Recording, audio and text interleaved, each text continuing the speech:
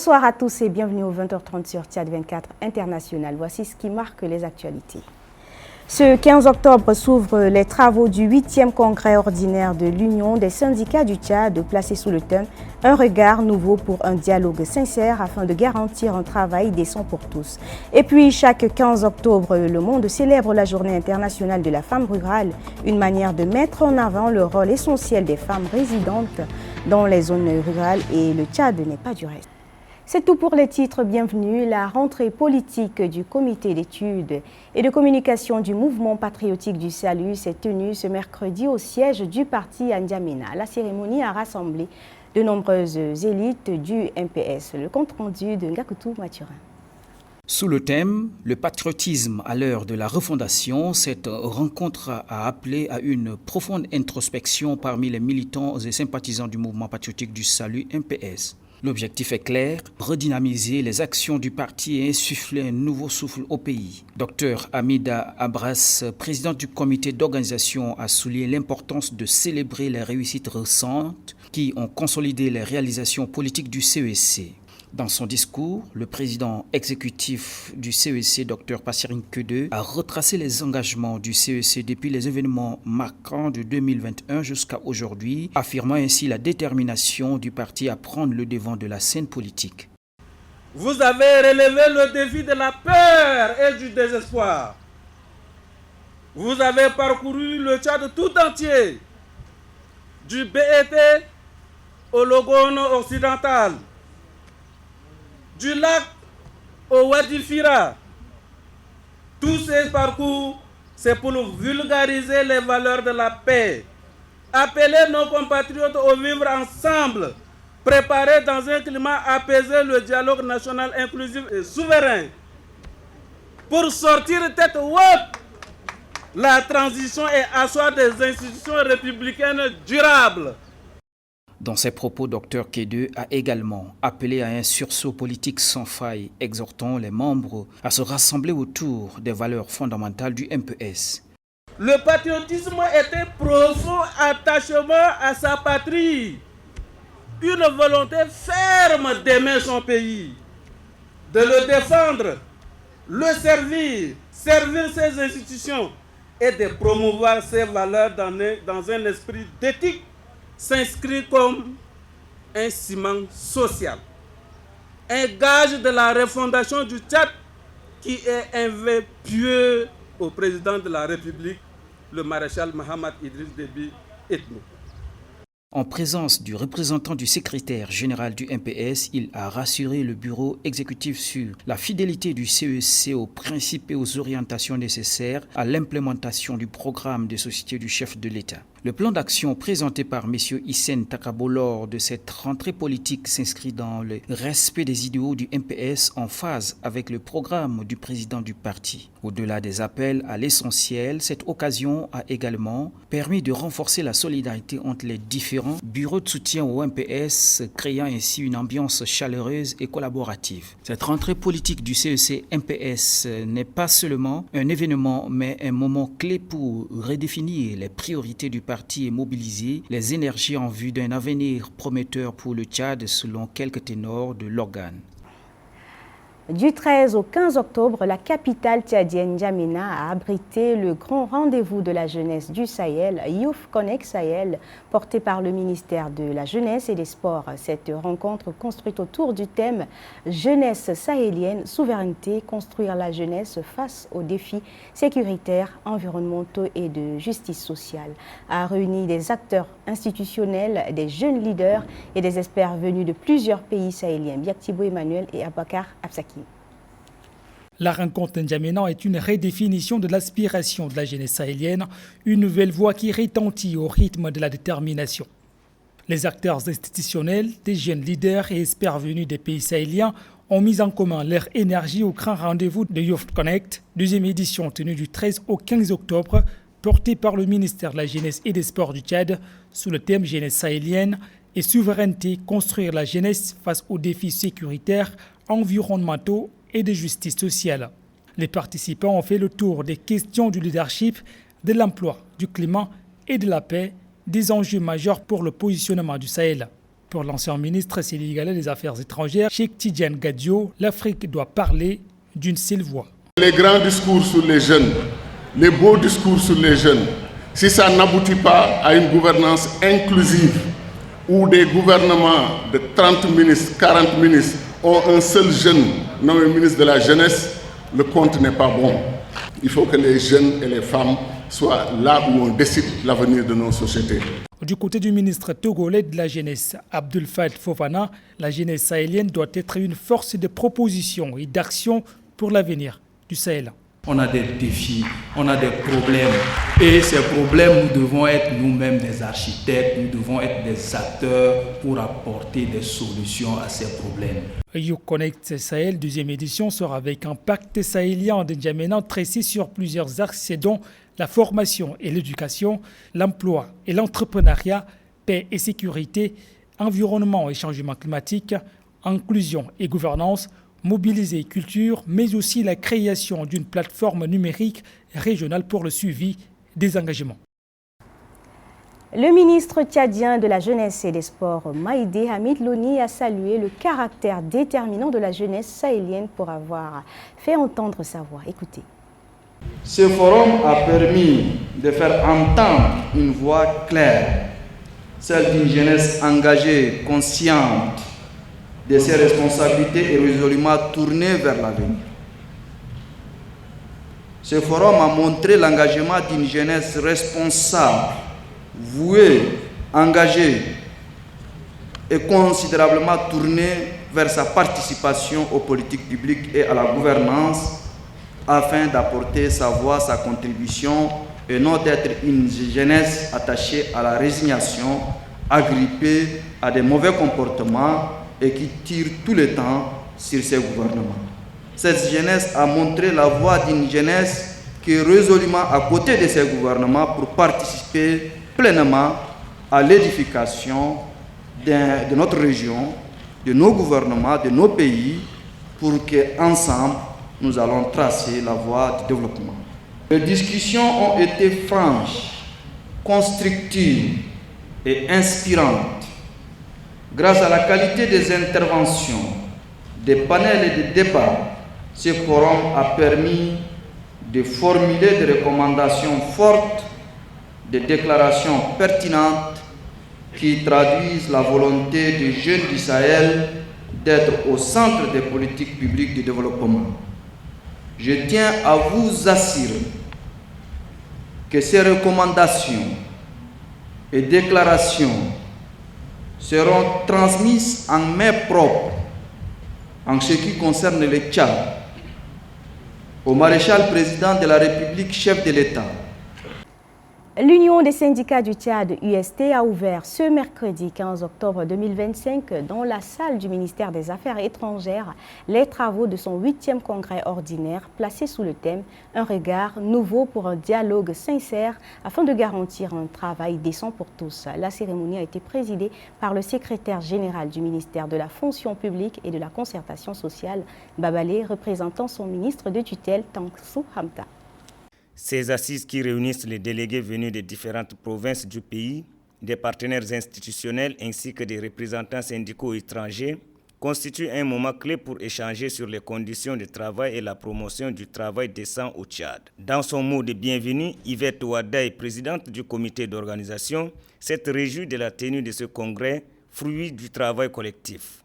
De son côté, Mouzoud Areski, secrétaire général de l'Organisation syndicale pour l'unité africaine, a souligné que ce rendez-vous intervient à un moment où le continent africain fait face à de nombreux défis liés à la garantie du travail décent. Intervenant en visioconférence depuis la Belgique, Éric Mansi de la Confédération syndicale internationale CSI a insisté sur la nécessité d'institutionnaliser le dialogue social. Son collègue de la zone d'Afrique, Amoussou, a pour sa part exhorté les centrales syndicales à privilégier l'unité en leur sein si elles veulent parvenir à un dialogue social sincère et constructif. Le représentant des organisations syndicales d'Afrique centrale, OSTAC, a quant à lui invité les congressistes à formuler des recommandations et des résolutions à la hauteur des mots qui minent les droits des travailleurs sur le continent. Après 10 années passées à la tête de l'UST, Barka Michel est revenu sur les circonstances de la création de la centrale syndicale ses acquis, mais aussi les difficultés rencontrées durant son mandat. Si un impact social est une étape, mais l'appliquer est une autre étape peut-être plus compliquée, étant donné que de nouvelles grèves vont être lancées pour amener le gouvernement à l'application effective des clauses. Face à l'interpellation du gouvernement par l'UST sur le respect de ses engagements, le secrétaire général du ministère de la fonction publique et de la concertation sociale s'est voulu rassurant quant à la disponibilité de l'État à poursuivre le dialogue avec les partenaires sociaux. Selon lui, les plus hautes autorités ont donné des instructions pour la poursuite immédiate des négociations en vue de la conclusion d'un nouveau pacte social. Dans cette perspective, il lance un appel vibrant à l'ensemble des partenaires sociaux à participer activement de manière constructive à la réalisation de ce nouvel instrument social majeur. En ouvrant les travaux de ce congrès, le secrétaire général du ministère de la fonction publique et de la concertation sociale, Babalé, s'est félicité du bilan du pacte social triennal le 4 octobre 2021 entre le gouvernement et les organisations syndicales, lequel a permis d'apaiser le climat social. Fort de ces résultats et soucieux de consolider la paix sociale, le maréchal, président de la République, chef de l'État, Mohamed Idriss Déby Itno, garant de ce pacte, a donné des instructions fermes au gouvernement. Ces instructions visent la poursuite immédiate des négociations en vue de la conclusion d'un nouveau pacte social. C'est une marque de l'importance qu'il accorde au rôle de nos partenaires sociaux.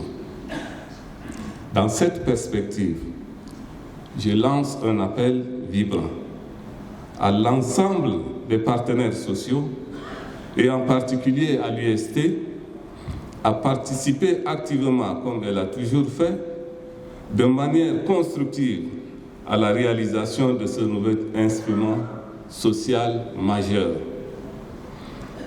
Nous avons besoin de vos propositions concrètes et éclairées pour bâtir un cadre qui réponde aux défis actuels et futurs du monde du travail.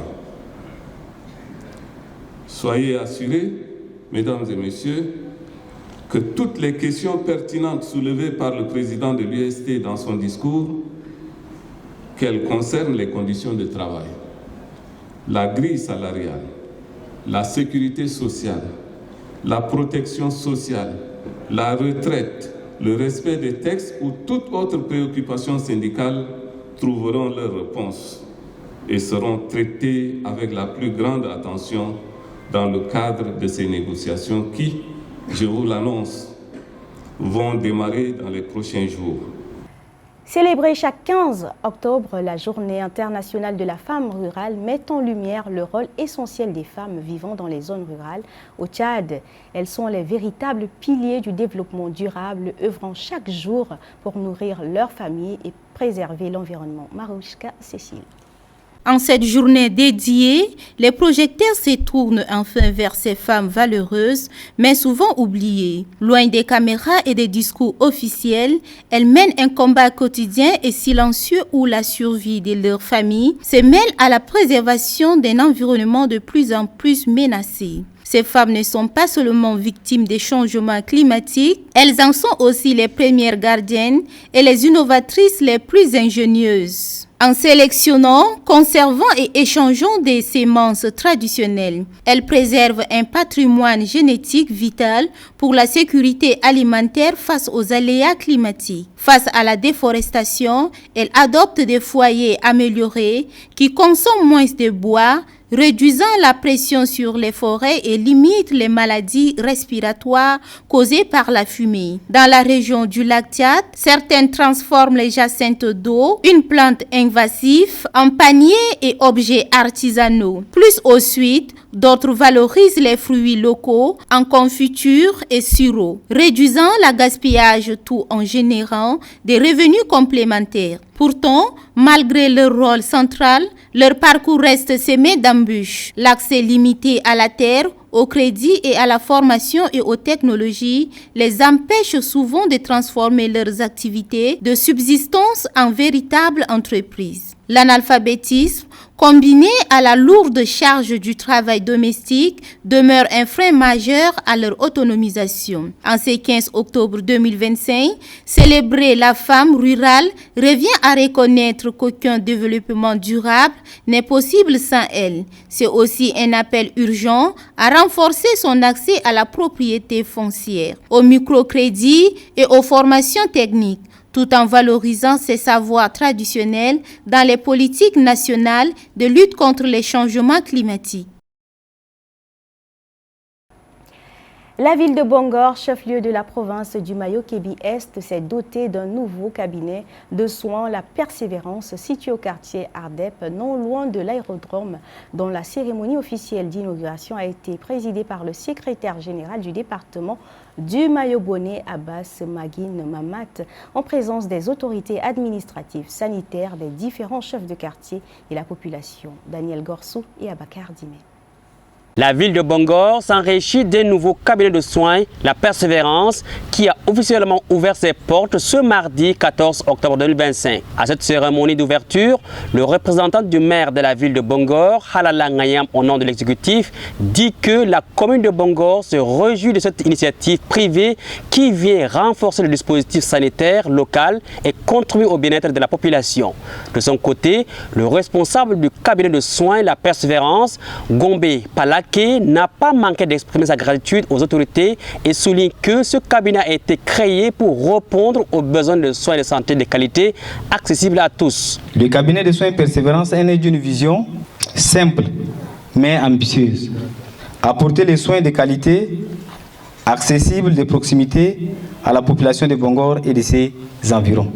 Le médecin-chef du district de Bongor, Dr Nadi Djel Gédéon, quant à lui, souligne que l'ouverture du cabinet de la Persévérance est une réponse concrète aux défis sanitaires auxquels fait face la ville de Bongor. Pour le cabinet de soins Persévérance, à un arrêté ministériel signé le 7 avril 2025, c'est l'arrêté numéro 00111-MSPP-SE-SG-DG DGSP DOSMF de 2025, dont nous facilitons l'ouverture aujourd'hui. Le secrétaire général du département de Mayo-Bonnet, Abbas Maguine Mahamat, salue et encourage cette action citoyenne. Selon lui, elle participe à la politique nationale d'amélioration de la couverture sanitaire et de lutte contre les maladies communautaires. Le nom même de ce centre Persévérance est porteur de sens. Il évoque la ténacité, la rigueur et l'engagement au service de la vie. Encourage ainsi le personnel de ce cabinet à faire preuve de professionnalisme. L'ouverture de ce nouveau cabinet de soins, la Persévérance, marque une étape importante dans l'amélioration de l'accès aux soins dans la ville de Bongor. Ce centre se veut un espace de santé moderne, de proximité et au service de toute la communauté. Et puis le résumé de l'actualité internationale avec Dila Nathalie. Au Kenya, l'ancien Premier ministre Raila Odinga, figure emblématique de la scène politique est-africaine, est décédé ce mercredi matin à Koshidon, dans le sud de l'Inde, à l'âge de 80 ans. Hospitalisé pour un traitement médical, il s'est effondré au cours d'une promenade matinale avant d'être transporté d'urgence à l'hôpital où son décès a été constaté à 9h52, heure locale, à la suite d'un arrêt cardiaque. Au Cameroun, le climat politique reste tendu après la déclaration du candidat Issa Tchoroma Bakari qui s'est autoproclamé vainqueur de l'élection présidentielle du 12 octobre 2025. Dans un communiqué, le ministre de l'administration territoriale Paul Atanga Ndi a dénoncé un acte d'imposture et un comportement irresponsable, rappelant que seul le Conseil constitutionnel est habilité à proclamer les résultats définitifs conformément à la loi. À Madagascar, les forces armées ont annoncé mardi la prise du pouvoir quelques heures seulement après la destitution du président Andry Rajoelina, actuellement en fuite. L'annonce a été faite par le colonel Michael Randrianirina qui a indiqué qu'un premier ministre sera nommé pour former rapidement un gouvernement civil. Enfin, en République démocratique du Congo, le gouvernement et le groupe rebelle M23, soutenu par le Rwanda, ont signé mardi à Doha un accord instituant un mécanisme de surveillance et de vérification du cessez-le-feu dans les provinces du Nord Kivu et du Sud Kivu. Ces dispositifs visent à agrandir le respect du cessez-le-feu, à enquêter sur les violations des droits humains et à prévenir toute reprise des hostilités. Et c'est la fin de cette édition. Merci à vous de l'avoir suivi. Très bonne suite des programmes sur Tchad 24 International et à demain.